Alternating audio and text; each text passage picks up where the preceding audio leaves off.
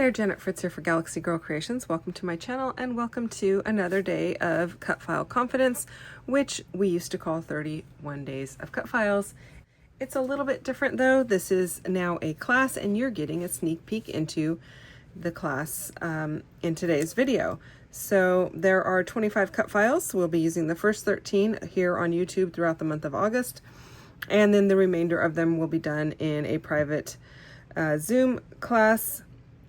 If you order the kit, you get all of the cut files as well as some custom papers or exclusive papers, and a package of Vicki Boutin frames.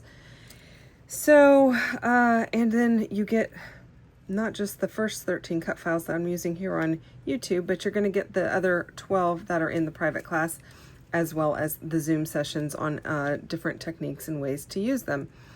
So I'll put the link down below for Cutfile Confidence in case you are interested in checking that out. You can also find out more by watching my videos and MK's videos every Monday, Wednesday, Friday in August. If you want to play along, I highly recommend going ahead and purchasing the cut files. You can get them digitally or you can get them physically. If you're getting the digital, we still send you the exclusive papers and frames to go with the kit for class. So anyway, today I'm just going to show you, besides doing my layout, I'm going to show you how to do a direct cut backing of a cut file. I don't know if that's actually what it's called, but that's what I call it. That's what MK calls it. So the way that we do this is a little bit different. Monday, we went ahead and traced the cut file and then we cut it a little bit larger. We traced the inside of the cut file and cut it a little bit larger. You can also trace the outside of the cut file and cut it a little bit smaller. But in today's, we are going to do it without actually having to trace anything. So the way that we do this is we just go ahead and start with our glue. And I'm trying to decide which portion I want to use of this paper. These are the two photos that I've got today, and I thought this paper kind of has that blue-gray color, which kind of picks up on the shadows on the pavement, also on the clothing that they're wearing. I didn't want to go too blue because I also think I want to use this paper, which has this map that pulls in kind of like this grayish blue. It's also in here and in the corners of the where the plaid shows, so it's kind of like this grayish blue. So that's what I'm kind of working with, and I'm going to go ahead and get started here by going ahead and doing my letter O. And my letter O is going to have an inside cut to it, so I'll show you how to do that too. I'm just trying to get, my glue wasn't sitting upside down, so it's my bottle that is somewhat low. So here's how we do this. I am just going to go ahead and stick that on there, and I'm going to give it a second to kind of dry a little bit, and then I'm just going to cut around it. I could actually do the U as well, so let me go ahead and do the U also. I don't normally do them at the same time unless it's like an entire flower or something like that. Boy, this one really doesn't want to come out. There we go. So I'm just using my Nuvo Deluxe adhesive to kind of outline where the cut file needs to get glued on. So just along the lines of the cut file there. A little bit peeked out, but that's okay. The nice thing about the Nuvo Deluxe is it does dry matte and clear, so it's not really going to show. And then I'm going to take it directly. Let's see if that's going to zoom in there. I always cut with my scissors at about a 45-degree angle, so I cut slightly under the cut file. I don't want to cut the cut file, but I also don't want my paper to be showing outside of it. You could just cut this paper off, like, let's just do this so that I'm not having to manage a whole big piece of paper. It does work a little bit better. Makes it a little bit easier on your hands. So as you can see here, I'm just going to kind of go around it.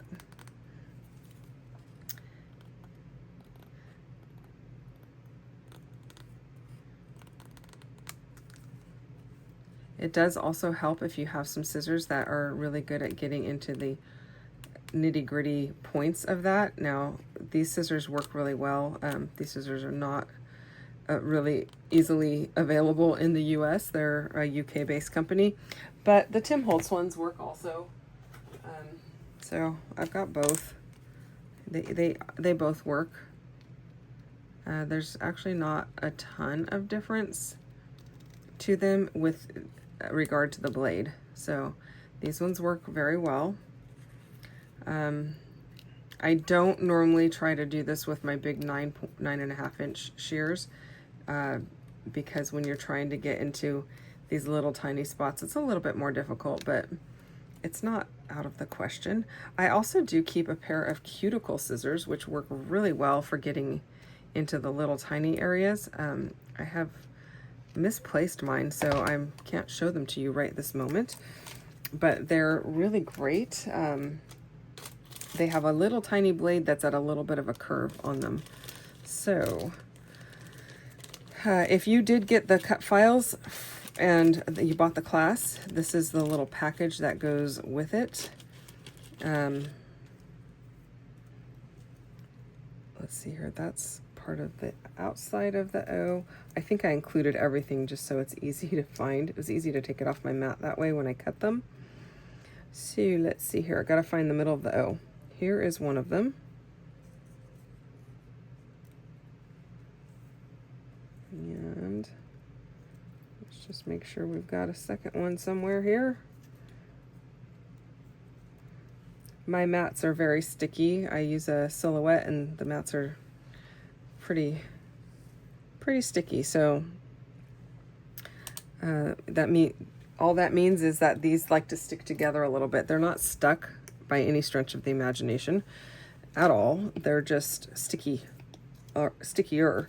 So they do kind of tend to hold together a little bit. Okay. So now I just kind of have to eyeball that and make sure I'm giving it the same distance all the way around. So there we go.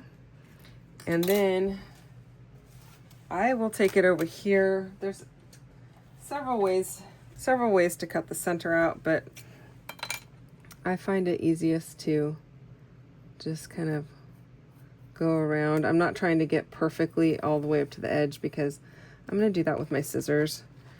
But this will allow me to just poke a bit out, and then I can go in with my scissors. And this is where the little tiny scissors come in very handy.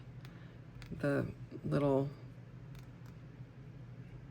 cuticle scissors. I will put a link down below for those also, because they're very efficient at doing this, and there's not a big blade.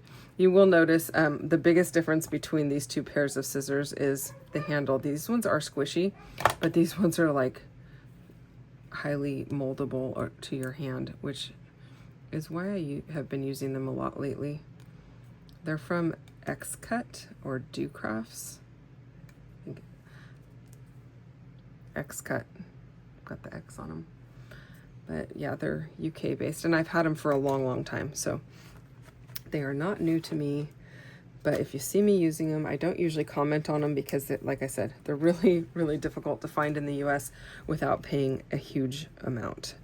They're very expensive to get here now. They weren't when I bought them. Okay, so that's how you do a direct cut. This technique works great on these types of cut files. Sometimes it's a little harder on things like a floral, especially when you have a lot of pieces that are backed all the way around it and you just have like a couple pieces left. It's harder to get in there with your scissors, but I think this is gonna look really good. I like it with kind of the grayish brownish colors there. Yeah, I think that's gonna look good. So I'm gonna try to stay with the lighter colors. I'm not so sure how I feel about the darker colors because this doesn't have, I I guess it does kind of read a little bit dark in some of these areas, but I don't know.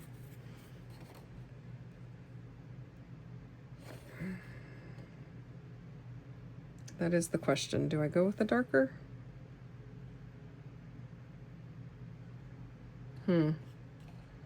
Maybe we'll try it. That is one really nice thing about having the digital. If you mess it up, you can totally just go cut a new one. The other nice thing is you can go and resize. Totally easy to resize it. Make it bigger. You could totally make it bigger, and then if you made it really big, you could put your circles, your like photos inside the circles of the O. That would be kind of cool. Lots of different ways to do it. I think I want to keep it this way.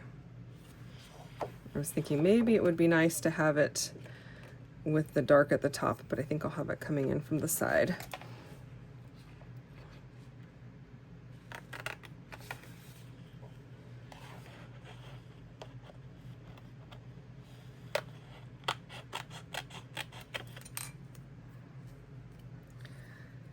Also, the other fun thing about cut files is when you back them, you just need little tiny pieces. So it's a great way to raid your scrap bin. And as you can see here, this was a scrap paper. It was not a full sheet.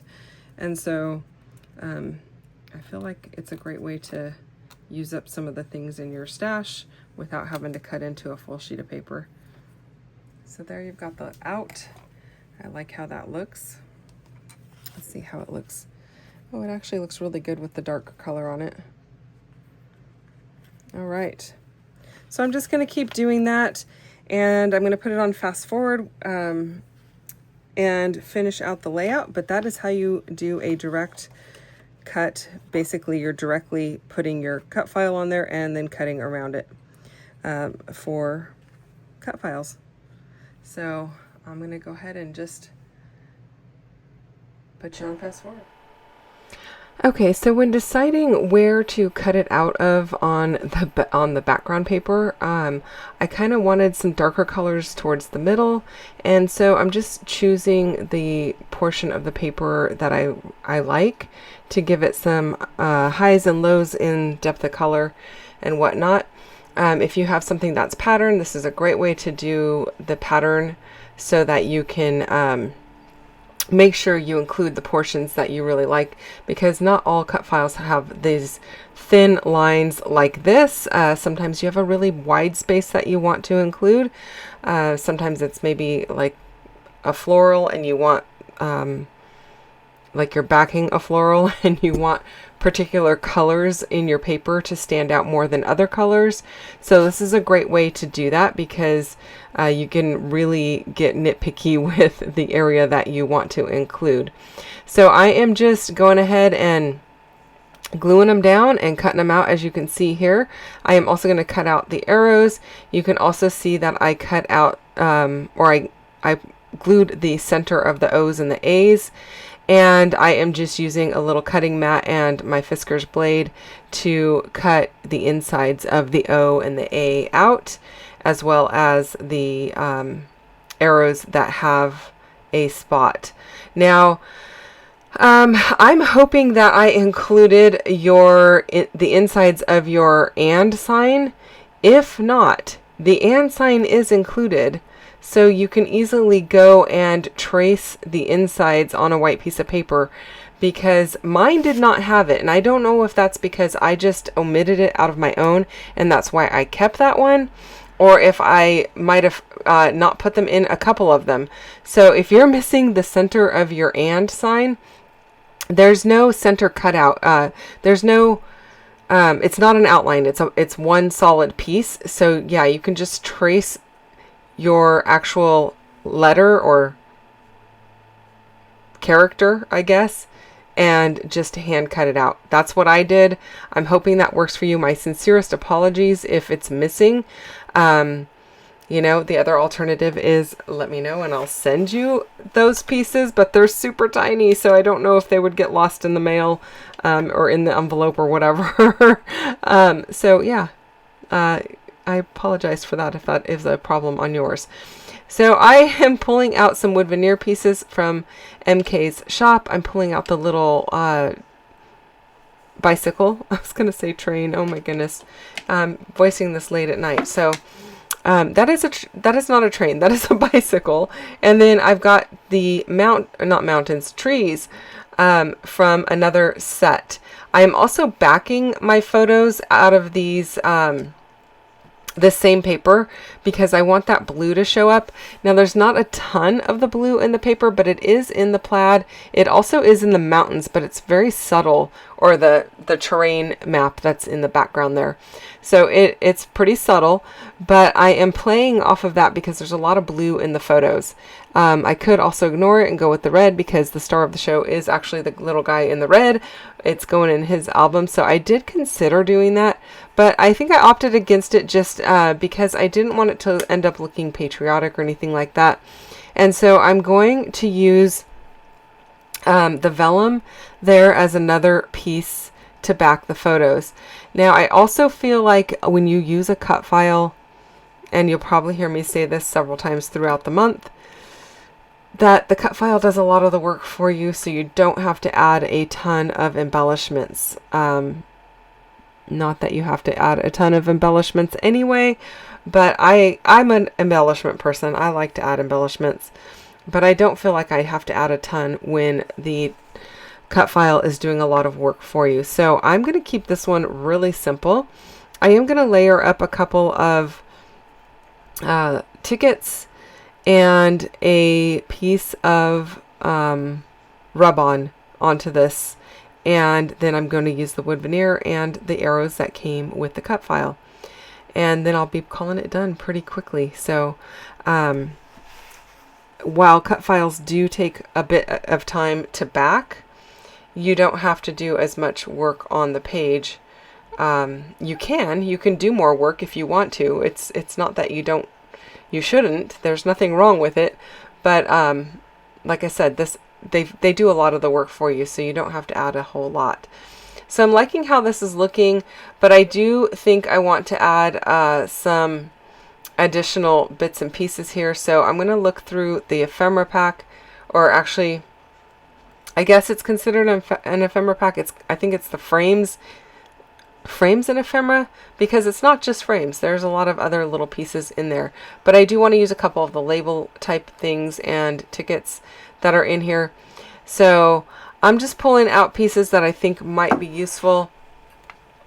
After I just told you that you don't really need to use a lot of stuff, I'm pulling out a bunch of stuff, but that's how I roll. I pull out a lot of stuff because I like to have a lot of options, but I don't always end up using them. In fact, a lot of times I don't use most of them. I just like to have the option to make that decision and put them all on there if I want to. But here I was just looking at the rub-ons for this particular kit. This is the Timber and Tweed collection from 49 and Market, and I like the plaid here, but none of the words worked. They were all very wintry feeling, like snow and that kind of stuff, and this is definitely not that.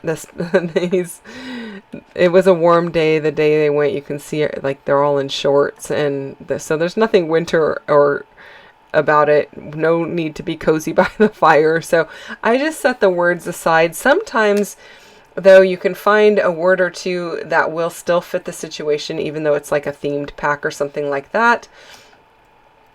Maybe you find, I don't know, even just the word adventure is very useful, because a lot of times, they're going on adventures, but it doesn't necessarily mean winter or summer.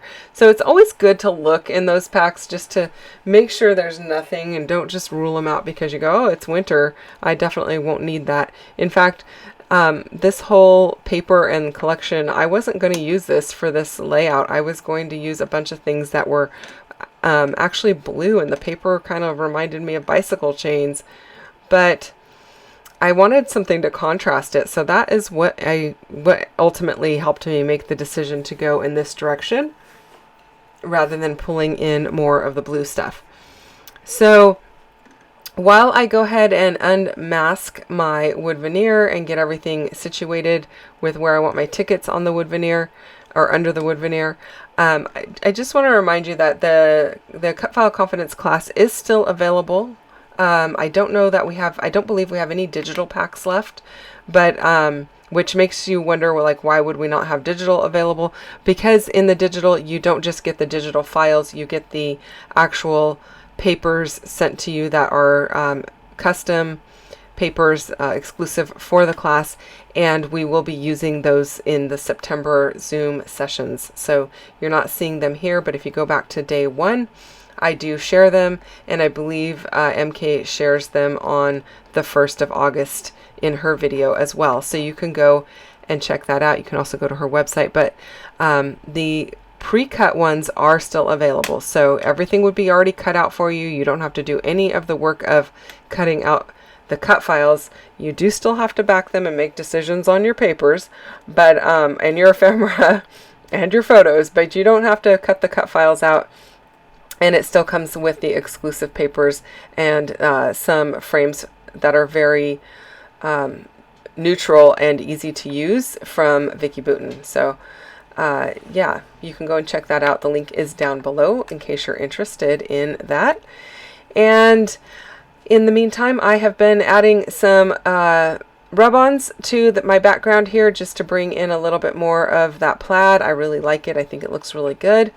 I did find a couple of blue labels, not labels, tickets. Those are actually from 49 in Market as well.